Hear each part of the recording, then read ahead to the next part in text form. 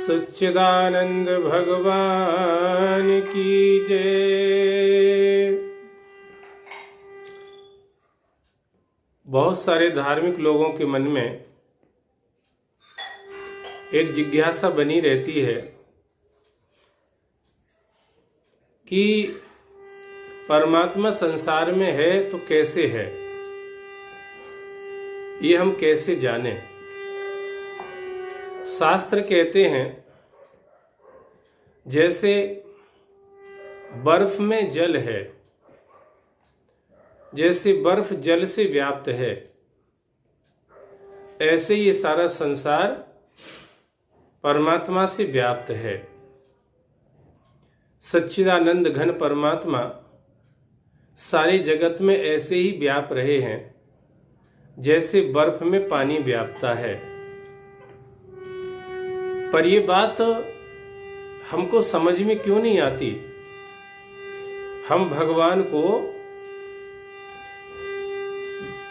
देखना तो चाहते हैं कि तुम कहते हो कि भगवान है तो दिखाओ भगवान कहाँ है, पर जिस रास्ते पे चल के उसको देखा जाता है, समझा जाता है, जाना जाता है, उस रास्ते पर हम चलने के लिए तैयार नहीं हैं। इसलिए रोटी कपड़ा और मकान के सब प्रश्नों का समाधान तो हम कर लेते हैं, पर ये मानव जीवन जिस अथातो ब्रह्म जिज्ञासा, जिसको ब्रह्म सूत्र कहता है, जिस एक प्रश्न के समाधान न होने के कारण से हमारे जीवन में अनेक प्रश्न हमको घेरे रहते हैं और हमारा जीवन इस संसार की खींचातानी में ही समाप्त हो जाता है और एक जीवन नहीं अनेक जन्म हमारे इसी तरह से सांसारिक खींचातानी में ही समाप्त हो गए। मात्र एक कारण से हमने अपने सब लौकिक प्रश्नों का समाधान तो ढूंढ लिया, पर जिसके लिए भगवान ने 9 महीने मां के पेट में इस शरीर की रचना करी कि तुम इस प्रश्न का समाधान ढूंढ लेना तो तुम्हारे जीवन का ही समाधान हो जाएगा, उसके तरफ हमने पांव नहीं बढ़ाए, बस इतना कह के कि चले गए।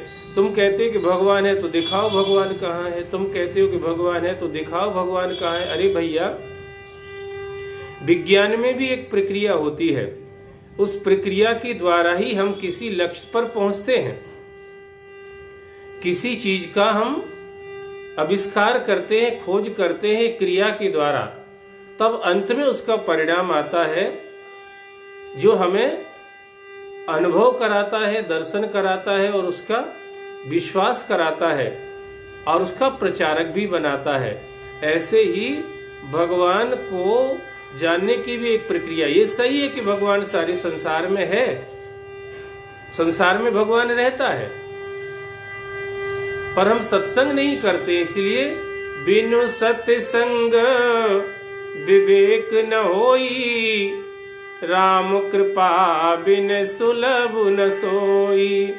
सत्संग नहीं करते, इसलिए हम इस परम प्रश्न को, जिसके लिए मानव जीवन मिला, उसको बिना सुलझाए ही और इस माया के संसार में उलझे ही हम इस संसार को छोड़ के चले जाते हैं। कबीर ने तो चुटकी ली ना,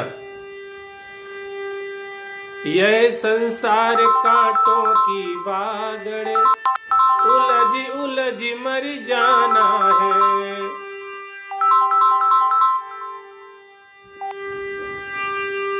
उलझ उलझ मर जाना है, रहना नहीं देश बिराना है। हम संसार में उलझे ही चले जाते हैं, इस प्रश्न को नहीं सुलझा पाते, पर सत्संग में जब हम बैठते हैं तब हमें ये चीज समझ में आती है कि किस तरह से परमात्मा जगत में व्याप्त है। ओले बीज से तड़ो, मकड़ी से तार, हुआ त्यों राम से जग विस्तार।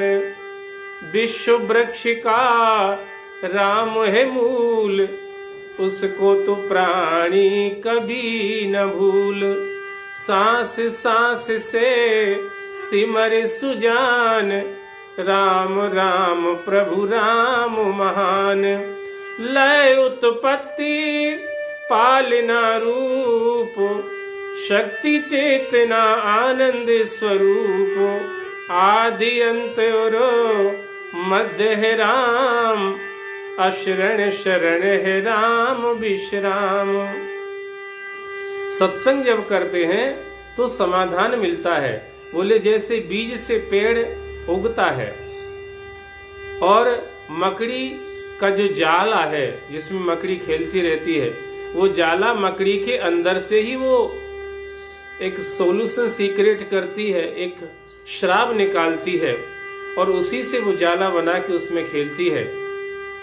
इसी तरह से बोले भगवान तो बीज है इस संसार का और भगवान से ये संसार रूपी वृक्ष निकला है, प्रकट हुआ है, पैदा हुआ है।